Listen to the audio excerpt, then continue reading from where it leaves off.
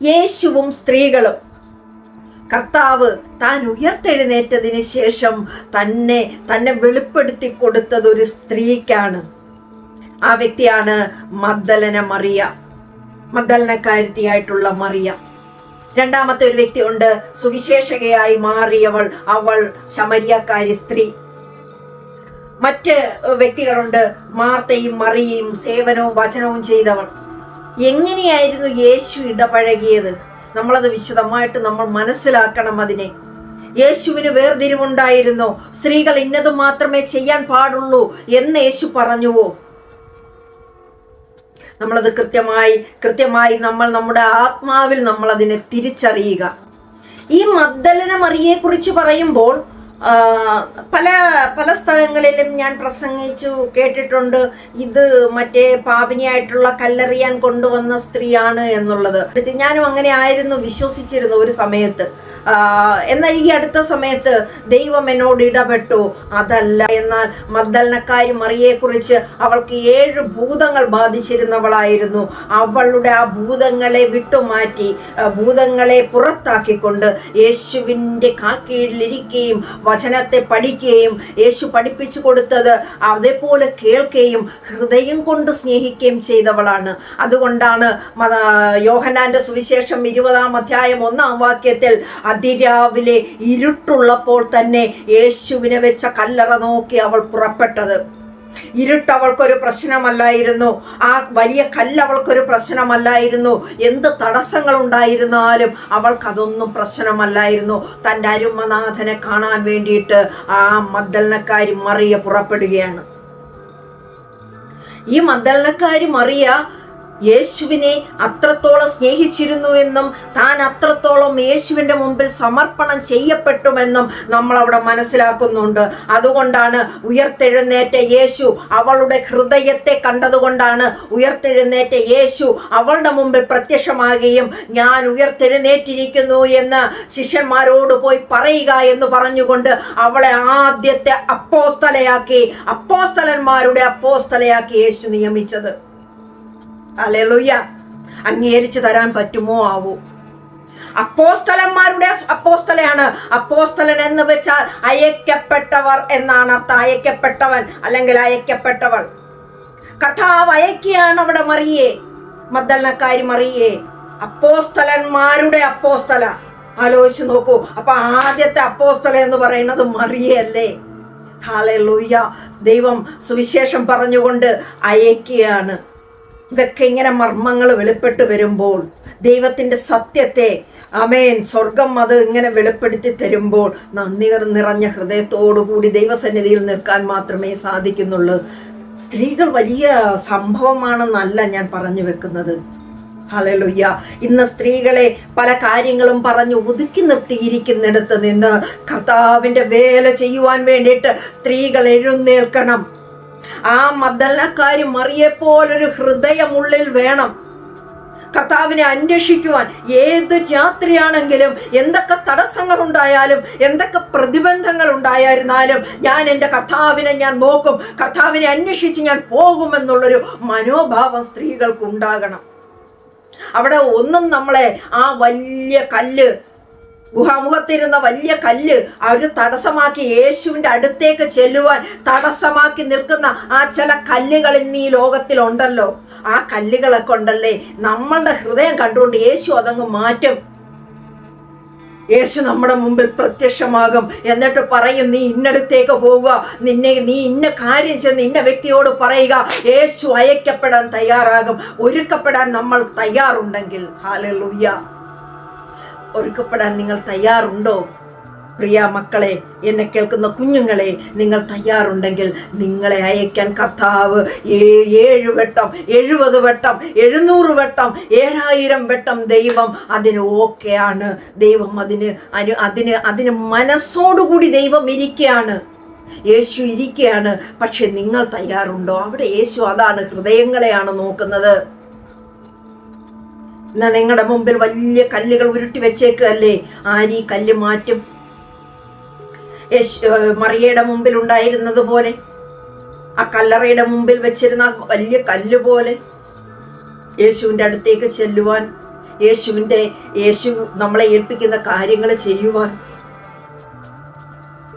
തടസ്സം നിൽക്കുകയല്ലേ? ഈ തടസ്സം മാറ്റുവാൻ നമ്മുടെ ഹൃദയം, നമ്മൾ അന്വേഷിക്കുന്നൊരു മനോഭാവം, യേശുവിനെ കാണുവാൻ ഓടിച്ചെല്ലുന്നൊരു മനോഭാവം, യേശു എന്തു പറഞ്ഞാലും ചെയ്യുവാൻ താല്പര്യപ്പെട്ട് നിൽക്കുന്നൊരു മനോഭാവം ഉണ്ടെങ്കിൽ യേശു നമുക്ക് വേണ്ടിയിട്ട് പ്രവർത്തിക്കുവാൻ തയ്യാറാകും. എത്ര പേർ അതിനൊരുക്കമുണ്ട്? നിങ്ങൾ സമർപ്പിച്ചാട്ട് നിങ്ങൾ എൻ്റെ നമ്പർ ഇതിൽ കൊടുത്തിട്ടുണ്ട്, നിങ്ങൾക്ക് എന്നെ വിളിക്കാം. നിങ്ങൾക്ക് വേണ്ടുന്ന ഒരു ആത്മീയമായിട്ട് നിങ്ങൾക്കൊപ്പം നിങ്ങളുടെ വേലയ്ക്ക് സപ്പോർട്ട് ചെയ്യുവാൻ, നമ്മുടെ കർത്താവിൻ്റെ വേലയ്ക്കായിട്ട് നിങ്ങളെ സപ്പോർട്ട് ചെയ്യുവാൻ ഞാനും ഒരുക്കമാണ്. അവിടെ ഈ 7 ഭൂതങ്ങളെ യേശു പുറത്താക്കി ജീവിതത്തിലേക്ക് മടക്കി കൊണ്ടുവന്ന മഗ്ദലനക്കാരി മറിയെ കണ്ട് നമ്മൾ ചിലത് പഠിക്കുവാനുണ്ട്. പിന്നുള്ളത് ശമരിയക്കാരി സ്ത്രീയാണ്. ഈ ശമരിയക്കാരി സ്ത്രീ എന്താണെന്ന് നമുക്കറിയാം. അവൾ നട്ടുച്ച നേരത്ത് കിണറിൽ വെള്ളമെടുക്കാൻ വരുന്ന ഒരു അവസ്ഥയിൽ ജീവിച്ചു കൊണ്ടിരുന്ന ഒരു വ്യക്തിയാണ്. ഒന്നാലോചിച്ച് നോക്കിയേ, നമ്മളാണെങ്കിൽ ഉച്ച സമയത്തുള്ള വെയിലത്ത് വെള്ളം കോരാനോ മിറ്റമടിക്കാനോ നമ്മൾ പോകാറില്ല. എന്നാൽ അവൾ അവിടെ ആ സമയത്ത് വന്നതിൻ്റെ കാരണം അവൾ ആ സമൂഹത്തിൽ നിന്നും ഒറ്റപ്പെട്ട് കഴിയുന്ന ഒരു വ്യക്തിയായിരുന്നു. കാരണം അവൾക്ക് ഭർത്താവ് 5, ഇപ്പോഴുള്ളതോ ഭർത്താവല്ല. ചിലരുടെ ജീവിതങ്ങൾ ഇങ്ങനെ ഉണ്ട്. ഹല്ലേലൂയ. എന്നാൽ യേശു ക്രിസ്തു വിളിച്ച് വേർതിരിക്കപ്പെട്ടവൾ, അവളെ പിന്നെ കഴിഞ്ഞ കാലങ്ങളെ നോക്കി യേശു അവിടെ വിധിക്കുന്നില്ല. മറ്റുള്ള വ്യക്തികളെ വിധിക്കാൻ യേശു വിട്ടുകൊടുക്കാതെ അവളെ സംരക്ഷിച്ച് അവളെ സുവിശേഷകയാക്കി മാറ്റിയ കർത്താവാണ്. അപ്പോൾ കഴിഞ്ഞ കാലങ്ങളിലത്തെ ജീവിതമല്ല കർത്താവ് നോക്കുന്നത്, ഇപ്പോൾ നീ യേശുവിലുണ്ടോ എന്നുള്ളതാണ്. ഇപ്പോൾ നീ യേശുവിന് വേണ്ടിയിട്ട് കഴുത്തുവരെ വെച്ച് കൊടുക്കാൻ തയ്യാറുള്ള മനസ്സും മനോഭാവം നിനക്കുണ്ടോ എന്നാണ്. യേശുവിന് വേണ്ടിയിട്ട് എന്ത് കഷ്ടവും സഹിക്കാൻ നീ ഒരുക്കമാണോ? നിന്റെ ക്രൂശ് എടുത്തും കൊണ്ട് നീ യേശുവിനെ അനുഗമിക്കാൻ തയ്യാറാണോ എന്നാണ് യേശു നോക്കുന്നത്. അപ്പോൾ അത്രയും സമൂഹം ഒറ്റപ്പെടുത്തി തിരസ്കരിച്ച് മാറ്റി നിർത്തി, തിരസ്കരണത്തിൻ്റെ, തള്ളപ്പെട്ടതിൻ്റെ, ഒഴിവാക്കി വിട്ടതിൻ്റെ, മറ്റുള്ളവരൊക്കെയും തഴഞ്ഞു മാറ്റി നിർത്തപ്പെട്ടതിൻ്റെ വേദന അനുഭവിക്കുന്ന ആ ഒരുത്തിക്ക് വേണ്ടിയിട്ട്, ശമരിയക്കാരി സ്ത്രീക്ക് വേണ്ടിയിട്ട് യേശു അവളുടെ മുമ്പിലേക്ക് അവളെ കാത്തു ചെന്നു. തൻ്റെ ശിഷ്യന്മാര് പോലും അവളോട് സംസാരിക്കുന്നത് കേൾക്കണ്ടെന്ന് വെച്ചിട്ട് അവരെ പോലും യേശു മാറ്റി. ഹല്ലേലൂയ. ഞാൻ അങ്ങനെയാണ് മനസ്സിലാക്കുന്നത്. ചില രഹസ്യങ്ങളുണ്ടല്ലോ, നമ്മുടെ കർത്താവായ ദൈവം നമ്മളോട് മാത്രം സംസാരിക്കും. ചില രഹസ്യങ്ങൾ അത് മറ്റുള്ളവരുടെ മുമ്പിൽ പരസ്യമാക്കി വലിച്ചു കീറാൻ വിട്ടുകൊടുക്കില്ല. ശമരിയക്കാരി സ്ത്രീയുടെ മുമ്പിൽ കർത്താവ് ഇരുന്നു കൊണ്ട് അവൾക്ക് വേണ്ടുന്ന കാര്യങ്ങളെ പറഞ്ഞു കൊടുത്ത് ജീവന്റെ ജലം അവളിലേക്ക് പകർന്നുകൊണ്ട് അവൾക്ക് മാനസാന്തരം വരുത്തി അവളെ പറഞ്ഞയച്ചു. സുവിശേഷകയായിട്ട് അവൾ ഓടിത്തുള്ളി. അതുവരെ അവളുടെ വാക്കിന് ആർക്കും വിലയില്ല. അവളെ എന്തു പറഞ്ഞിരുന്നാലും ആൾക്കാർ വിശ്വസിക്കില്ല. എന്തു പറഞ്ഞിരുന്നാലും അവളുടെ അവൾക്കോ വിലയില്ലാതിരുന്ന സ്ഥാനത്ത് അവൾ പട്ടണത്തിൽ ഓടിച്ചെന്ന് യേശുവിനെ പ്രസ്താവിച്ചപ്പോൾ പലരും അവളുടെ വാക്കുകൾ കേൾക്കാൻ തയ്യാറായി. അരുമനാഥൻ ഇന്ന് നമ്മുടെ ഉള്ളിലേക്ക് വന്നു കഴിഞ്ഞാൽ, അരുമനാഥൻ നമ്മളുടെ കൂടെ വന്ന് നമ്മളെ സുവിശേഷ വേലയ്ക്കായി വിളിച്ചു വേർതിരിച്ചാൽ, കഴിഞ്ഞ കാലങ്ങളെ പറഞ്ഞുകൊണ്ട് നമ്മളെ മാറ്റി നിർത്തിയ വ്യക്തികൾ നമ്മുടെ വാക്കുകൾ കേൾക്കാൻ തയ്യാറാകും. അതിൻ്റെ ഉത്തമ ഉദാഹരണമാണ് ശമരിയ സ്ത്രീ എന്നുള്ളത്. സുവിശേഷകയായി മാറിയവൾ. മറ്റൊന്നും മാർത്തയും മറിയയുമാണ്. മാർത്തയും മറിയയും സേവനവും വചനവും കൊണ്ട് ഞാൻ തുടക്കത്തിൽ സൂചിപ്പിച്ചു. മാർത്ത അവിടെ പാചകം ചെയ്തു കൊടുക്കാനും യേശുവിനെ ശുശ്രൂഷിക്കാനും ഒക്കെ ആയിട്ട് ശിഷ്യന്മാരെയും ഒക്കെ പാചകം ചെയ്തു കൊടുത്ത് നിന്നിരുന്ന, അല്ലെങ്കിൽ അങ്ങനെ നിൽക്കുന്ന ഒരു സമയത്ത് മറിയ അവിടെ യേശുവിൻ്റെ പാദപീഠത്തിങ്കൽ ഇരുന്നു വചനത്തെ പഠിച്ചു. യേശു പറയുന്നത് കേൾക്കുവാനും അനുസരിക്കുവാനും തയ്യാറായി. അവിടെ മാർത്ത തയ്യാറായില്ല എന്നല്ല ഞാൻ പറഞ്ഞത്, അവളെ വിളിച്ചേക്കുന്ന വിളിക്കനുസരിച്ച് അവൾ നിന്നു. ഇന്ന് നമ്മൾക്കിടയിലുമുണ്ട് സ്ത്രീകൾ എല്ലാവരും പാചകക്കാരാകാനുള്ളവരല്ല. ശുശ്രൂഷ എന്ന് പറഞ്ഞ് അടുക്കളയിൽ ഒതുങ്ങാനുള്ളവരല്ല. ചിലർ മറിയെപ്പോലെ എഴുന്നേൽക്കാനും ചിലർ മാർത്തയെപ്പോലെ ശുശ്രൂഷകൾ ചെയ്യാനും വിളിക്കപ്പെട്ടവരാണ്. അപ്പോൾ വിളിയും തിരഞ്ഞെടുപ്പും മനസ്സിലാക്കിക്കൊണ്ട് എഴുന്നേൽക്കാൻ തയ്യാറാകണം. വിളിയുള്ളവർ ഒഴിഞ്ഞിരിക്കരുത്, വിളിയില്ലാത്തവർ ഇറങ്ങുകയും ചെയ്യരുത്. ഹല്ലേലൂയ. എന്നാൽ വിളിയോടുകൂടി ഇറങ്ങിയാൽ, ദൈവം വിളിച്ചിറക്കിയാൽ കാത്തു സൂക്ഷിക്കാൻ കർത്താവ് തയ്യാറാകും. അല്ലെങ്കിലും കർത്താവ് തയ്യാറാകും. പക്ഷേ പ്രതിബന്ധങ്ങളെ വരുമ്പോൾ പിടിച്ചു നിൽക്കാൻ നമുക്കാവതില്ലാതെ നമ്മൾ തളർന്നു പോകുന്ന അവസ്ഥ വരും. പിടിച്ചു നിൽക്കാനാവതില്ലാതെ വരും. പലതും കണ്ടിട്ടില്ലേ, പലരും വഴിയിൽ വെച്ച് വീണു പോകുന്നത്.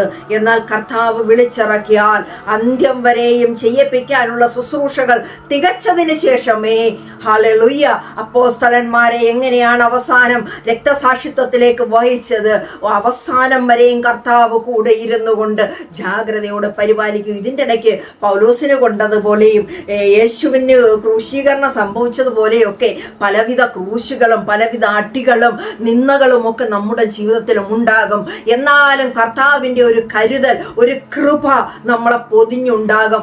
ആ കൃപയ്ക്കുള്ളിൽ നിന്നുകൊണ്ട് നമുക്ക് പിടിച്ചു നിൽക്കാൻ തയ്യാറാകും നമ്മൾ.